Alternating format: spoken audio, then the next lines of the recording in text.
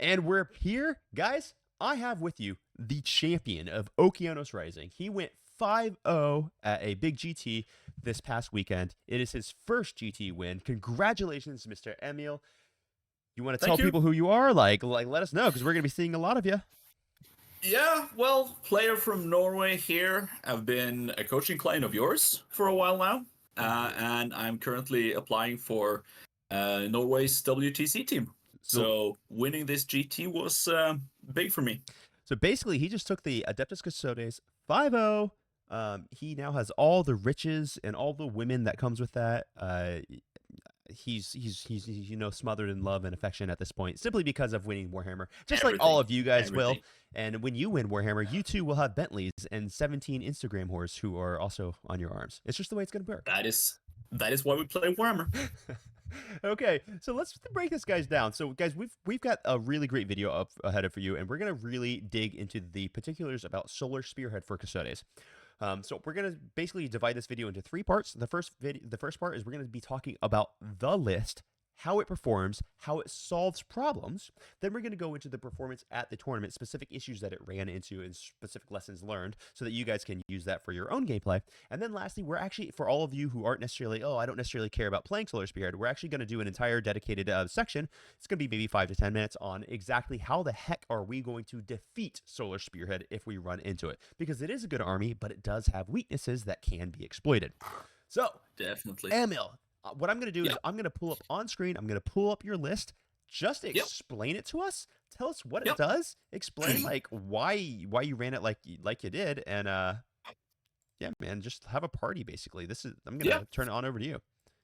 This is nice. Okay, So this is the I mean people from the internet will be familiar with the list. It's the staple Solar Spearhead list that has been going on the internet since I think Folger was the first to test it after his win in Worlds with Wardens. So it has a Blade Champion with the Adamantine Talisman enhancement to make him extra spicy in melee. He goes together with 4 Wardens. Yep. There's 2 Prosecutor units to do some actions and screening. There are 2 Grav Tanks with the Heavy Blaze Cannon to take out enemy tanks. Pew, pew. There's 3 Telemons, 1 with the 5-up Feel No Pain enhancement. And they also have the Storm Cannon and the Fist. And then there are 3 Venerable Contemptor Dreadnoughts with Multimeltas. The list is pretty basic. I use my Telemon with the 5-up Feel No Pain to take out, or to go onto my natural expansion. I try and use my Venerable Contemptor as trading pieces, since they resurrect on a 2-up the first time they die. So the opponent kind of has to put a lot of stuff into it, either in 2 phases, or, they have to 2-phase it, basically. And then I use my Wardens and the 2 other Telemons as, like, pushing pieces, so they put on some pressure. And then the Grav Tanks are staged to respond to whatever they use to take out my Venerable Dreadnoughts and the Telemon. Okay, cool. So when we're running through this list, you made a few decisions that actually you and I had a lot of conversation about. And one of those decisions, which I completely agree with now, and this was actually your idea, was that we want to be running the Arachnus Storm Cannons on the Telemons. I tested the double fist a few times just to see if it did a difference in melee. And to be honest, it like the 2 extra attacks helps in the melee matchups, but having the Storm Cannons to just plink off those extra wounds that are left on bigger targets with devastating is super effective.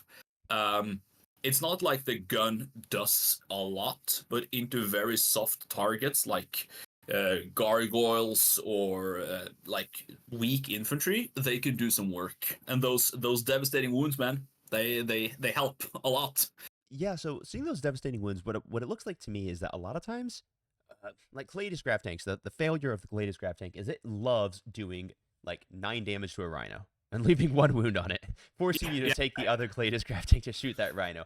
But with the Arachnus Storm Cannon, it seems pretty easy just to get the 1 damage through, or maybe the 2 damage through that you need to finish that target, so your second Grav Tank can shoot the second target, right?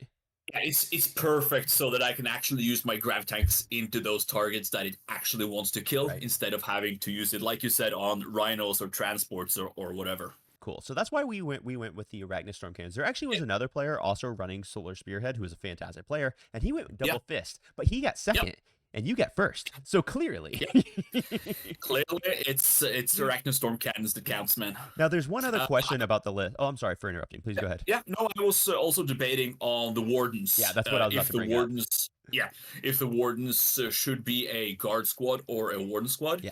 I think it depends on how you use the wardens, Hmm. because if you kind of push them hard forward in turn 2 or 3, and you charge something big, right, and then you kill it, and then the wardens are kind of left out in the open. I think it's wardens you want, because then they can soak up a lot of firepower, and then the rest of your army can just come and eat whatever he exposes to shoot the wardens. Mm. But if you want it to be more of a hammer unit that really kills the target reliably, I think it's guards you want, because there's so many times where the wardens has gone into stuff and they just fail to wound, and I just have to rely on the blade champion rolling some sixes for devastating wounds. So I think that's the choice here, basically.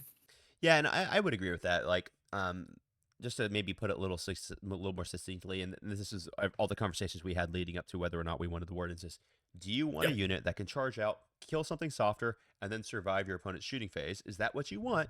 Or do you want a unit that can charge out and kill what it charges, regardless Yep. of whether it's soft or not? I think survivability is key in this list. Yep. So for now we're running with the wardens. Yeah, and I think basically what we you and I came to the conclusion is if we want the guard, this is actually an example of a time where we probably run shields as the guard, maybe one or two Yep. spears, but we're Yep. really just trying to proc the reroll to wound on the freaking Yep. blade champ so that we can get those freaking Yeah. devastating Yeah. wounds out Yeah. there. So it's Yeah. Yeah. like Yeah. Absolutely. we might actually run two shields or hell even three shields. Yeah. Because when you look at three Just shields, a lot of times three shields can be close to the defensive profile of like a warden squad. yeah. Absolutely. And those extra wounds helps a lot Yeah, in a meta where there's a lot of damage 3 weaponry. exactly. So that could be a way to go. Um, so I think if I was running, that's probably what I would go with. But then again, I'm a little bit more of an aggressive player. But I love the way that you put Yep. it. Now I want to close this section off on running the list. But before we go, I want to like hammer it down so people can kind of understand, can like visualize. And guys, what we will do is we will be doing a TTS demonstration for everyone, where we're gonna go through like how do you deploy this, what happens when you go first, what happens when you go second. Well, we're gonna record that separately, and I'll release that as a separate video today, though. So you guys will have access to it in the same day. It's just it would make Solid. this video too long if we did it in one shot. Yeah. Yeah. But lastly is, do you think of this list? Do you think of it as a melee pressure list? Is that how you conceptualize it? A melee pressure list Yeah, with shooting?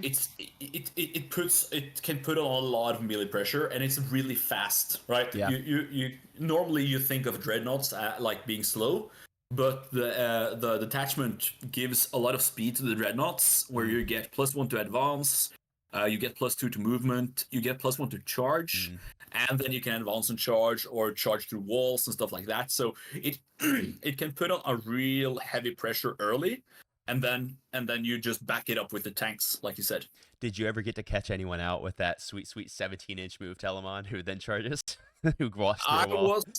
was in someone's lines at least turn 2, yes. You So roll a yeah, six on yeah, that advance roll. That yeah. Telemon moves You 17 inches through a and wall. then you just burst 17 inches forward.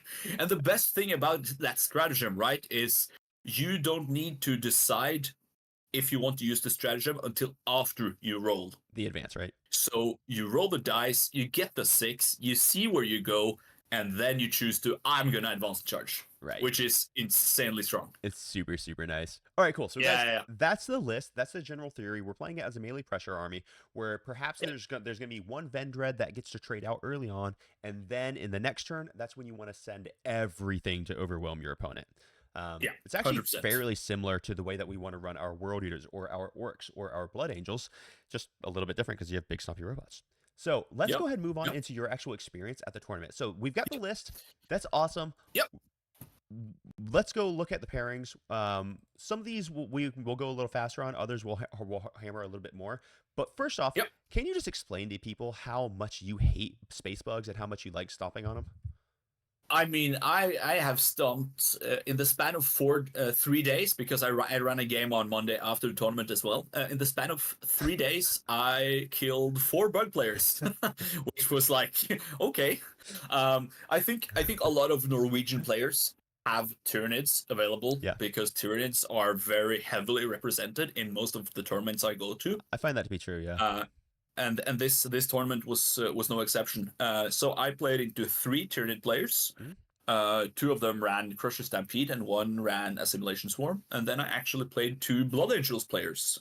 So I only played against 2 armies, Yeah, so let's just basically. quickly go through this first round. Yep. So this first round it was a Purge the Foe, and you were playing against Mr. Wilhelm Tulin, and he was running Yeah. the Crusher Stampede. He had Old One Eye, Yeah. a Hive Tyrant, a Neuro Tyrant, 10 Gargoyles, 1 Biovore, double Lictor, 3 Pyrovores, double Excrin, double Maliceptor, double Screamo Killer, and single Tyrannofex. Now, I actually rather Yeah. like this list. I tend to find that the Screamer Killers are a little bit better than people give them credit for, but I do understand that they can be fairly hard to Yeah. position and move around because they're Yeah, dreadnought sized, it's the right? maneuvering that is hard. Yeah, Wilhelm was an amazing player, live playing, super nice guy. I was able to stage pretty safely for my turn 1, and he either just had to give me the board or had to come forward. Mm-hmm. And then when he stepped forward, I was able to put 2 dreads into his lines. I was able to shoot some exocrines, shoot some maliceptors. So basically, I was able to like we talked about earlier, like pressure him very early on, and then he wasn't be able to retaliate basically. And I think the big issue here is that your double Gladius Grav tanks outfire a single Tyrannofex. Yeah, So the yeah, one Tyrannofex can't control a lane against 2 Gladiuses. no, So hundred basically, percent. you And get I to was choose the engagement, right? Yeah, and I was super careful to avoid the Tyrannofex with my grav tanks, Mm-hmm. and then focus the grav tanks into the exocrines first, and There then it into is. the maliceptors. And And this is also one of those matchups where I realized that screening out the Telemon is really hard because he tried to screen my Telemon with the gargoyles, and then I just moved over, and then I shot the gargoyles afterwards, and right. then I was in the position I wanted to be. Yeah. Just because you Yep, have that stratagem, so that lets you yep, ignore walls, it lets you ignore models. Super, super yep, powerful. I will say one yep, thing that I find a lot of people do make mistakes with, and man, you crushed it in this tournament because I know you ran into the scenario situation, is that yep, people think that they have to kill the anti-tanks with their tanks first. But a lot of yeah. times No, no, that's a big issue. Like when you control the control that a lot of Tyranids lists might have is gonna be those Excrins and Maliceptors. The yeah. X-Crins just annihilate all your elite infantry, and honestly, they're pretty dangerous against most dreadnoughts as well. Yeah. They're good into a lot of targets, and especially when you get lethal hits from the Hive Tyrant, Oh yeah, and when you can give them assault as well because they become pretty fast. So the goal here was to like early take out the exocrines and then try and control the board after that. So mission accomplished on the first one. and so we definitely talked about it in our sessions, but our advice to you guys, I think, is you kill those X-Crins, you survive the Tyrannofex, you deal with the Yeah, Tyrannofex later. He's actually shockingly not the priority threat. All yeah, right, 100%. so let's move on to the second round. Yep, You went against a Blood Angels player that we both know yep, and love. His yep, name is Matthias. Um, yep. he was running a Liberty Assault Great group. guy once again. He had a Rage Field Captain. He had a Chaplain with Speed of the Primarch, Dante, Lieutenant with Combi Weapon, and Sanguinar. 5 Assault Intercessors, 5 Normal Intercessors. The Assault Intercessors obviously went with the Rage Captain. JPI, Ball Predator, Ballistus, a Blade Guard Veteran Squad, which went with the Chaplain with the Fights First enhancement, which is a hard to deal with unit, mind you. Yeah, yeah, it One, is. one Infiltrator Squad, a Repulsor, Sanguinary Guard, Scout, and finally the Callus. So he had a lot of units. He had the ability Yep. to hit hard, but it looks like you kind of picked Yep. him to pieces here. Yeah, this was on supply drop, so I was lucky, not necessarily lucky, because we both deployed to be able to hold like each of the objectives in no man's land. Mhm. He ended up having his Dante unit in the middle, and then he deployed his Ball Predator and the Ballistus Dreadnought on my right flank, and then he had the Repulsor with Assault Intercessors and Blade Guard Veterans on the left flank. And then the primary objective that ended up being to the end of the game was on my right flank, so well away from most of his melee units. And I gave him a Telemon bait. I went up with Telemon on the left side and said, all right, either you charge this or I take this flank, basically. Yeah. and then he took that bait, and I was able to screen or like block in his assault intercessors and his blade guard veterans with my sisters. Gotcha. Um, and I also charged my Telemon on the right flank into his ballistas turn 2, which then failed to kill it in shooting. And then he charged it with Dante and 6 Sanguinator Guard, which also failed to kill it because of that -1 damage. Such a bitch. So yeah, and then I could just pick up what was left of the unit basically. So when you're approaching a game like just supply drop in general, what are your thoughts with this list? Because a lot of people struggle sometimes. Because like, do I pick a flank? Do I try to spread my forces evenly? Like, how do I account for the Omega objective? Once again, this is what's so good about this list and the speed, right? I can put one Telemon and a Vendred on each flank, basically, and then I can have one Telemon and a Vendred in the middle, and reliably get them to whatever flank I want. And those Telemons and Vendreds that are on the wrong flank can also pretty easily be able to reach at least the middle, or maybe also the other flank in the span of the game, right? Right. So the speed is key here. Okay, cool. So this is 2 rounds, down. Yep. You smashed it. Yep. We move into round 3. Yep. Another Tyranid player. Another Tyranid once again. And it's pretty much more or less the same OA as the first one, right? Yeah. So we can let's get past this one too much. Not to disrespect, but just for time and stuff. No. So we pretty much crush Tyranids again. We know we have a good play into Tyranids, and then we go into round 4. Now this is something that a lot of people haven't necessarily experienced yet. When you're 3-0, it's day 2, and you see a name. And for you guys not watching this, Thomas here is actually a very good player, and he has been just smashing people. Scoring 100. I think he scored 100 in 2 different rounds here, and he scored a 99 in another round. Like, he is a high-scoring player, and he knows what he's doing with it. How do you calm your nerves? How do you get ready to play your game, even when you're intimidated by, like, honestly, a pretty solid player? Yeah, this was one of those matchups that I feared the most. Because, like you said, he's a talented player, and he has a list that is normally very good in Custodes. Yeah, let's actually go through his list real fast. Sorry. Let's just go through his list. So he has the Death Leaper. He's got the Tyrant, the Neuro Tyrant. He's running Crusher so he can walk through walls and stuff. Then he's got 10 Hormigons, 1 Biovore, double Lictor, a 22 Neurogaunt squad, which is really annoying because it screens the entire freaking table, and it means that you can't just discard Cult of Horde for free. Triple Exocrine. Oh my gosh. 1 Maleceptor, a Norn Assimilator, and the double Fex. It is important to note that 1 Fex had the Acid Spray, which I tend to think is not a bad choice necessarily. I don't think it's a bad choice. I think he mentioned it as well, that a lot of his hundreds came because the Acid Spray Tyrannofex did so much work. So my plan for this game was to just like stick to the plan. I had planned out my deployment pretty solid beforehand. And I just went with that plan with the goal of, once again, trying to avoid that Rupture Cannon Tyrannofex as much as I could, and then be able to take out those Exocrines as early as possible.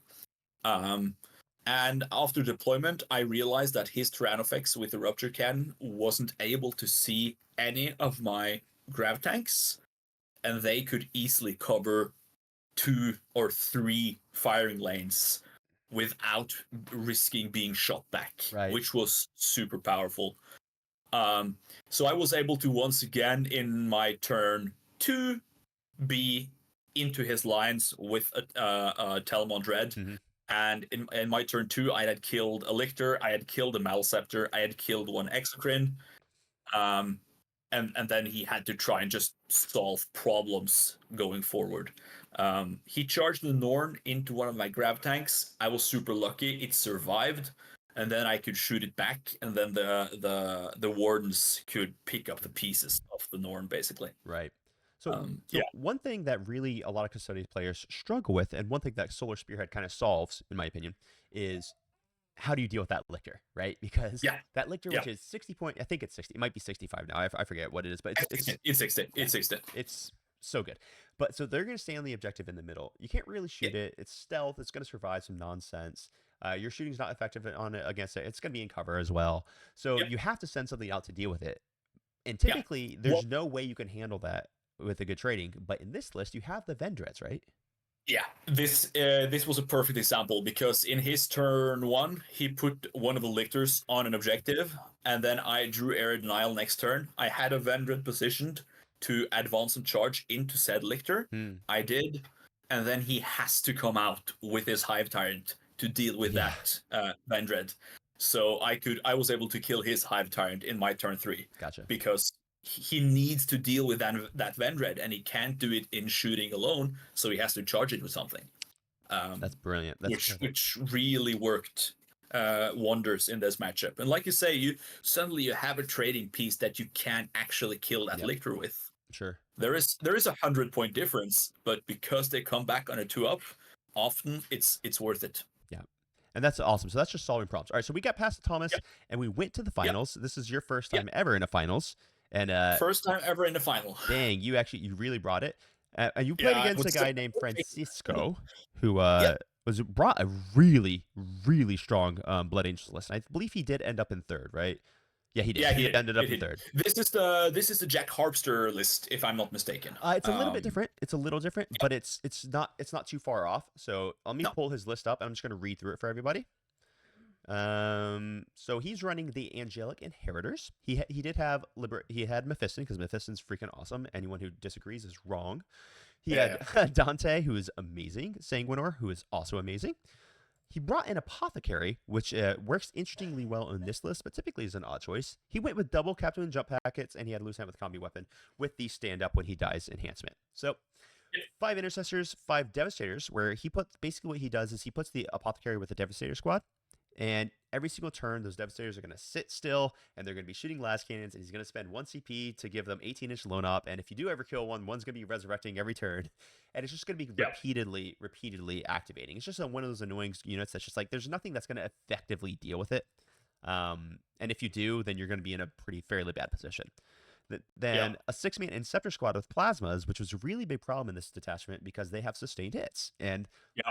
flat Super good. dude, flat 3 damage with 4 rerolls to hit and wound because they're gonna oath with sustained hits It's a is bitch. it can It's just a bitch. Yeah. tear down a Telemon, man. Yeah. It's very real. Then he went with an infiltrator squad, and then he had 1, 2, 3 sanguinary squads and double vindicators. So when you approach an army like this, which has multi-phase damage, which can be in lots of different places, what is your thought process? What are your target priorities? How do you handle this match? Yeah. So the goal here was to try and limit the amount of stuff he could shoot me off objectives, Yep. so that I knew that we could at least draw on primary each round. And then I wanted to draw out his Sanguinary Guard so that I could either shoot them with the grab tanks Perfect. or charge them with my Telemons, basically. Mm-hmm. And I was able to outshoot the Vindicators because they only had 24-inch range. Mm. So that was my game plan going in. I also saved the Wardens with the Blade Champion and put them into reserve for this matchup, Mm. so that when he came down with his Inceptor squad, I could rapid ingress and then deal with it. Okay. Because he could pick it up again if I didn't deal with it that same round. Right. I ended up dealing with the Inceptor squad with a Telemon instead, once again, with the advance and charge, rolling a 5 on the advance. Because they're But pimps. then my wardens could deal with Dante and his Sanguinary Guard instead. Gotcha. Yeah. Cool, man. So in the final stages of this game, I ended up having so few pieces left that my goal was to just deny him scoring, so that I could win the game.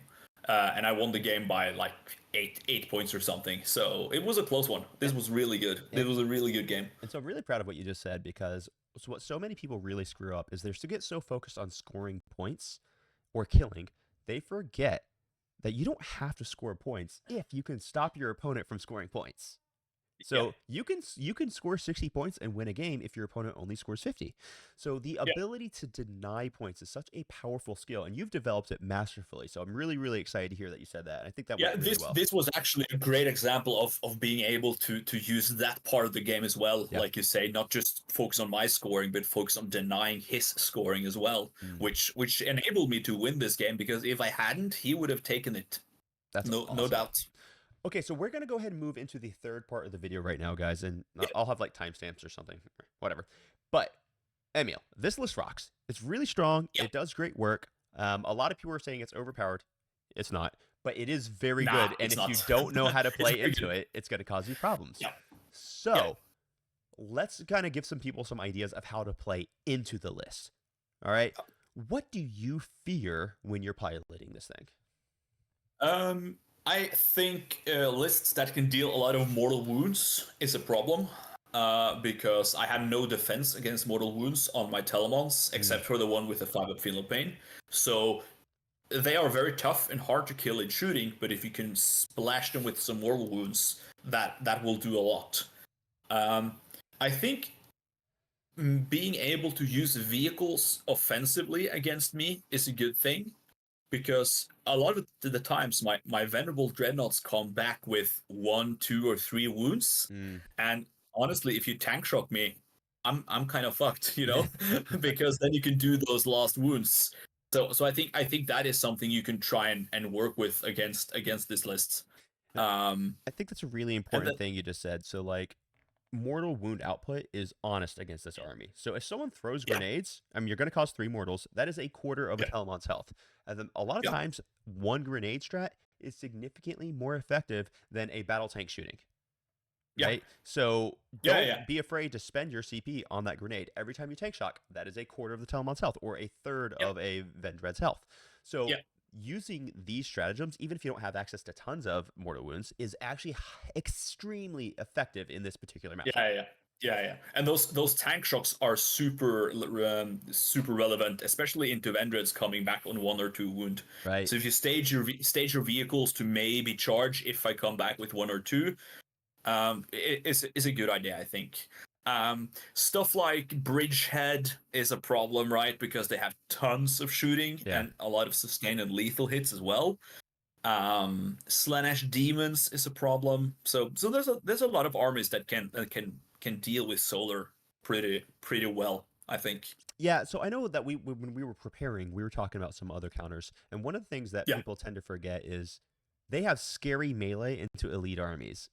But how scary is the melee into not elite armies? So if I just Oh, charged it's a Telemon with, yeah, I don't know, 10 orc boys yeah, or yeah. That's a 10 problem. Gretchen, 10 Gretchen, right? That's a Like, problem. So you will probably die the next turn because sure. my shooting is still very good in melee, Yep, yep. but you lock that Telemon into place, right? Because there's no fallback shoot and charge available, so the dreadnoughts will be locked in place at that point. Um, I think that this is where the wardens are good, right? Sure. Because you can into those matchups try and use those as a screen, so that people have to either charge the wardens or they have to be aware that I will heroic with the wardens. Yeah, and this is, I think, another really great example of when you're trying to deal with Solar Spearhead. Sometimes people get so fixated on how do I kill things that they forget that you don't have Yeah. to kill things to deal with them. So, No, no, no. like we were just kind of bringing up, man, a 40 points worth of 10 Gretchen will Yeah. completely annihilate your primary.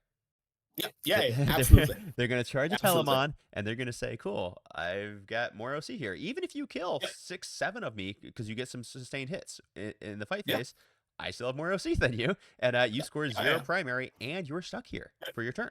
Yeah. Yeah. And this is also where the grenade stratagems are nice, right? Because I get +2 OC to my dreadnoughts, Mm-hmm. but only when I'm not wounded. That's that thing, right? So if you do just 1 wound with that grenade strat, suddenly I'm no longer OC6, I'm OC4 with the Telmon. I'm no longer OC5 with the Vendreds, I'm OC3. So that is also something to think about. And on that vein, I think we'll finish it up pretty soon. And then, like I said, we'll be Yep. back with another video where we're going to actually just show exactly how to deploy and how to move this army up the table turn 1. But Yep. off that vein, there's a lot of armies out there that have the ability to get stronger when they get damaged. And my typical Yeah. advice to people is these style of armies, whether it's going to be Crusher or it's going to be Hollowed Martyrs or it's going to be Dread Spam, right? Or Dread Spam. Typically, what I tell people is that armies such as this, I don't bother doing any damage to until I'm ready to kill. Yeah. That's a good idea. And so, especially if you're trying to figure out how are you going to deal with, oh, I don't know, he's shooting. I would not shoot the Caladius until you know you can kill that Caladius. Yeah. The moment you give the Caladius reroll once to It's hit, it's brutal. a big problem, right? It's a big problem. Brutal. And Yeah. like if you shoot a ballistas at it and you cause like I don't know like 5 damage off of a last cannon shot that Yeah, goes through, it's yeah, like, yeah. dude, you just you don't know how bad you just stop. Yeah, you messed up basically. Yeah, yeah, you. So that's a good tip. If you want to kill something, you better make sure to like kill it dead. Yeah, you absolutely want to kill it. Yeah, Telemons, or maybe a little bit different, simply because you're gonna have to pick them apart. But just yeah. because you throw a grenades and you're tank shocking doesn't mean you're not also gonna try to cause 6 damage on the charge, right? So you can Of say I'm course, gonna kill it of this course. turn, even if you're not saying you're gonna kill it this phase, right? Yeah, yeah, yeah. So I'd highly recommend people consider things like that against Solar. Okay, Emma, listen, man, this was awesome. Thank you, Congratulations. I'm super excited. One of the thank you. goals that you had when we started working together was, bro, I Yeah, want to grab a tournament. And you have yeah. grabbed a tournament. And we did, You've got a few we other did. goals that that we are actually working on, and I'm pretty sure we'll Yeah. be excited to announce one of them before too much longer. Um, Let's hope. Guys, Happy Crumpin is doing great. We had a guy who went to the finals of a Beachhead Super Major just a few weeks ago who started playing in our Discord. That's the very first game he ever had. So Nice. hopefully this stuff is really valuable for you, because we try to make sure that we bring as much value out there as possible. If you want to know more about coaching or just joining an awesome community in the Discord, I'll have the links down below where you can sign up for all of that stuff. Emil and I will be back in probably like 2 or 3 hours your time, and we will have a TTS demonstration for you guys, just so that you can see exactly how to position with a deployment, move your guys turn one, whether you go first or second, and that's going to give you a lot of information about really how to pilot it. Emil, do you have anything left that you want to say? Nah, let's crump. All right, guys. Crump on. Have an awesome freaking day. We'll be back. Bye.